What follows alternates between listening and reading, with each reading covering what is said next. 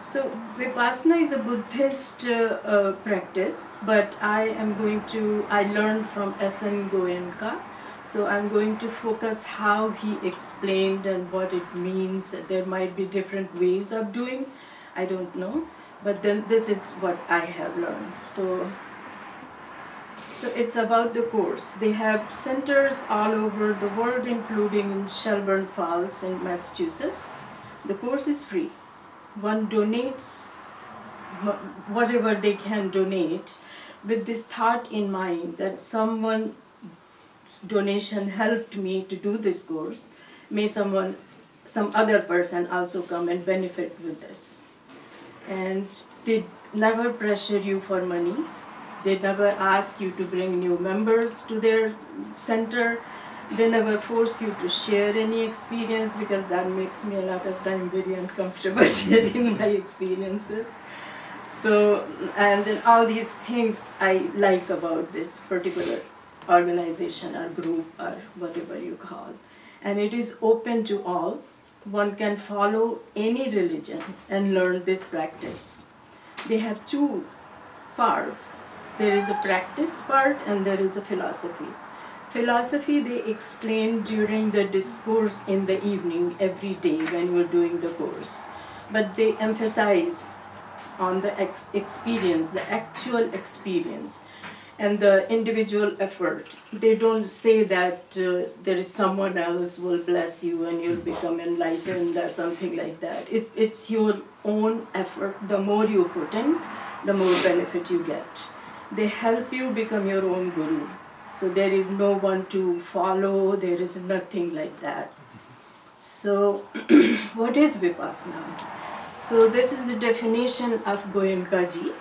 He wrote that Vipassana meditation is an experiential scientific practice in which one observes the constantly changing nature of the mind and body at the deepest level, through which one gains a profound self-knowledge that leads to a truly happy and peaceful life.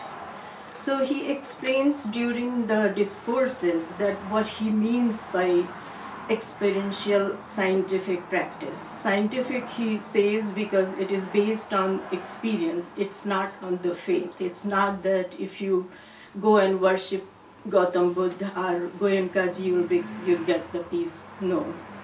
And one needs to work for it versus someone else is blessing you or bringing you somewhere. And breath and sensations on the body are universal. It's accessible to everyone. And then the same result can be achieved by whomever does it. If you follow the right way of the technique they teach, then you can get the same result. That's what he explains. And then the nature of mind, he describes there are 4 parts. So I took example because Vivek asked me to do this way, so I'm doing it that way. So I'm taking one very basic example, that the first part of mind comes in contact with a sound. Just I hear something. And then the second part recognize it. It is Vivek's voice. And then the third part assigns pleasant or unpleasant association based on how he talked to me. Sometimes he may be angry and maybe he's not that nice to me or something like that. So the third part is saying that this is not pleasant to me.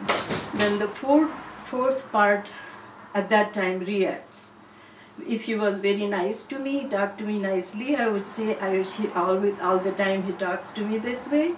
And then the other part I capitalize don't, that it's not simple, I don't want it. There is anger, there is a hatred, there is a bad things associated with that, the other way of reacting that. And then from there, my reaction also have a deeper roots based on my past experiences. I get tangled in why did he talk to me like that? And how can he talk to me like that? And then I think of all those people in my past life that who talked badly to me. This new reaction or storyline starts right over there, that I just am not in the present moment. Now I'm tangled with all other people from my past or things like that. This strengthens the past experience more. It makes it more difficult. So they call it Samskar. So Vipassana teaching, they apply to this fourth part of the mind, the one reacts.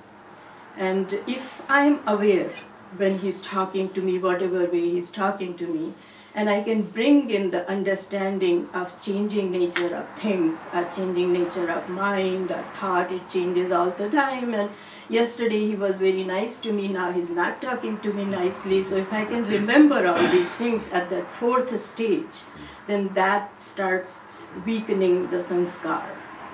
It's rather than strengthening it, it weakens that. So this is not the Vipassana image, but I didn't know if I would be able to do justice to this practice or explain these things, because it took me so many trips there before I could understand even this much.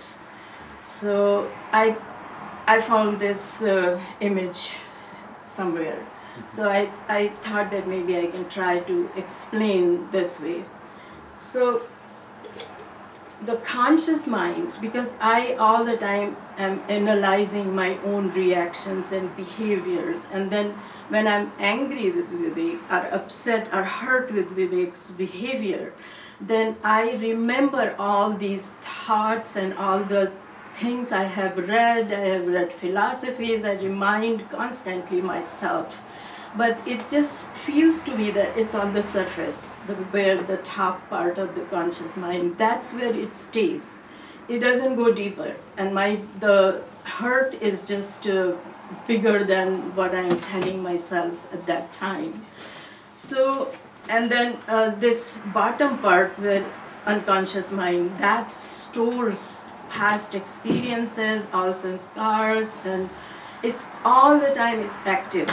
It doesn't matter if I am dealing with Vivek right now or not. It's just active constantly. Something is happening there, and we don't know about it. And according to this philosophy, they think that if we learn to be aware of our sensations on the body, then we are connected with that part of that mind, and then we can easily train them or work with them. So the goal for this practice is the total purification of mind. And that comes only when one makes changes on the deeper level, 95% the unconscious mind, when we reach there. Otherwise, like weeds, we cut it from the top and they just keep coming back, and they influence that our behavior, our reaction, our day-to-day life, and things like that. So the technique, to learn this technique, the first 10-day course is required. Then they have different options, 3 days, 1 day, different options. But then first you have to finish the 10-day course. And then on day 1, you establish, there are these things you do when you go there, establish solid ethical ground on day 1, and then 3 days, you only do breath awareness, they call it anapana, day 1 to day 3, that's what, I will explain that later. And then you get into the actual Vipassana meditation, sensation awareness with understanding. That goes from day 4 to day 10 is very little. Then day 10 is mostly the compassion meditation. And compassion meditation they also do daily, but it's very short. But on 10th day you do a lot of that.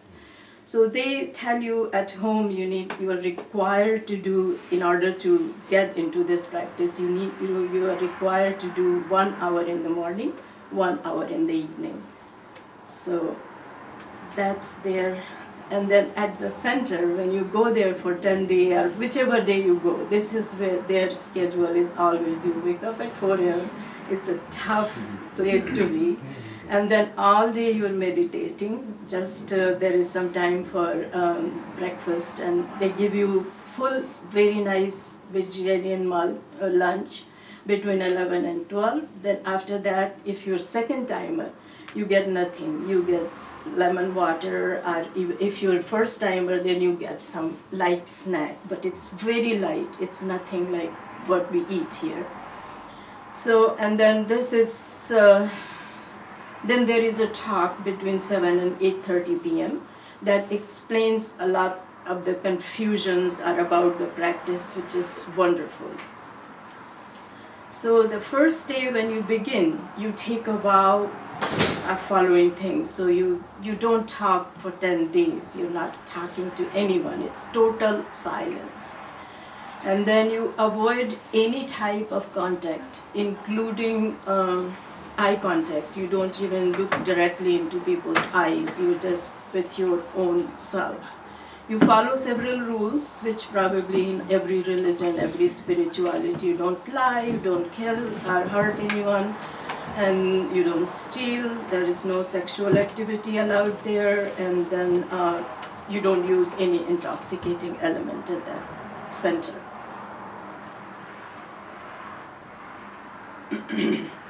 So the Anapana, the first one, you begin with after you took those vows, then you begin the breath meditation. That calms the mind and prepares for the actual Vipassana meditation. So how you do it? You observe your natural and normal breath as it comes. You're not manipulating it. As it goes, you can observe, is it long or short, is it warm or cold, or this kind of just thing, but you're not trying to change it, that I wish it was this way. And they recommend that beginning at least 1 minute is important, and if you're distracted, you can breathe louder or deeper so that you can concentrate on that. And there are progression. You first, when you are beginning the breathing meditation, you start with the whole nose. Your focus is there. And then just the triangle from here to here. And then you narrow down that and you just focus on only this much here. So basically your mind is becoming more and more focused. So every sitting ends with very short compassion meditation. And then in the evening, every day, they have this discourse and they explain that. Then day 4 to 10, every day there is different instructions. I cannot bring everything here, but basically this is what you do. You observe your sensation on the whole body and move from top of the head to slowly go down to the tip of your toe, and then you go backwards, and then you keep doing this. And while you're doing that, you're sitting for a whole hour, so your body will start hurting somewhere, but you don't react with this that, oh, I hate it. You will feel the pain, but you just train your mind at that time that this will go, or whatever helps you, they tell you what to do. So instead of that, you understand the nature of the mind and things like that. And so this is like a beginning. You're starting from the body level, on that level, and then you move later to the different stages. And then this also ends with the Matri, and they have discourse, and then the last 10 days is mostly focused on the compassion meditation. And there are some points of this practice. The sensation on the body are connected with deeper level of mind, they believe. And then during practice, when body starts hurting, I think I already said that, so maybe I can skip this. With this practice, one becomes aware of sensation in the body. Yeah, when you are continuously practicing, then you become aware whatever is happening, that unconscious level, the one we never know. Because I never felt any sensation before going there, and I never knew that how it feels. So I did get little bit understanding. So once you advance it, then you feel inside also. They describe that then your body doesn't feel solid. It's like a wave, and every moment something is starting, something is ending, something is starting, something and ending. So when you feel that, when you experience that, it's not because someone else is saying, it's written in all scriptures and everywhere, but when you see that, then a realization comes that how can this be mine, and how can I be attached to something, or how can I hate something? Everything is just, so that realization comes by practicing, that's what they say. So then the Matri meditation is, meaning compassion meditation, they start with, there is a song type of thing that says that first you begin with your own self, you become compassionate because that's where you start. So you wish well-being for your own self, and then you bring in your mind the one you love most. So you first only bring them, whether they are living or they are deceased, you just send them all your well wishes. And then you slowly expand your circle, you include your neighbors, and then you include your town or city, and then state, then country, then world, and then you also wish well for the people who are on the earth, sky, or water. So you wish them that. And then you also include the people you resist are your enemies, and for them it is hard to wish well for those people, but then the thought they teach you is that you think about that person is ignorant, they don't know better what to do, may they be happy also, may they become better or something like that. So you do that, and then my journey and experience. So the first course I did in Shelburne in 2001, and I was going through very difficult time at that time. It felt like the divorce was inevitable at that time. I had 3 teenager children, one in college and two other needed to go, getting ready to go to college, and then the way things were set up, like this house and everything, it was not like a normal setup that after divorce you get 50-50. It's not like that. So I didn't even know that whether we'll have a place to live or what would happen. It was very uncertain time at that time, and on top of that, full-time job at Harvard, very, very challenging and demanding for me. So, but I needed to get away. That was my first ever vacation in my life. So I wanted to go somewhere. Money was tight, but I wanted this kind of experience, like meditation or something. So I kept searching, and somehow I came to this.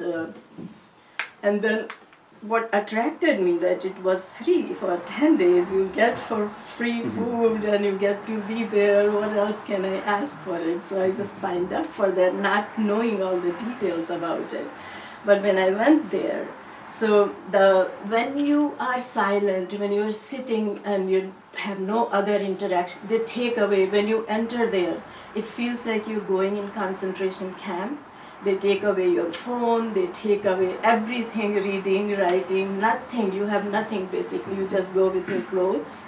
And then when you have nothing to do, then all the unconscious things and all the hurts, everything become a lot more unmanageable, and they just become very difficult. So my first experience, I may have learned 0.01% when I went there, but it was all the time I thought about divorce, all the time I thought about all other things I was dealing with. So I didn't, but it was enough. The discourses were so interesting to me that it was enough for me that I kept going back again and again. And every time it feels that I have learned something different and something new. It just opens up something. It's the same teaching, but it just becomes different for me. So, I think I already said that. So basically, so I have done different types of things, but I think this is the one suits my personality, and then Cool. Thank you, Mother. Very good.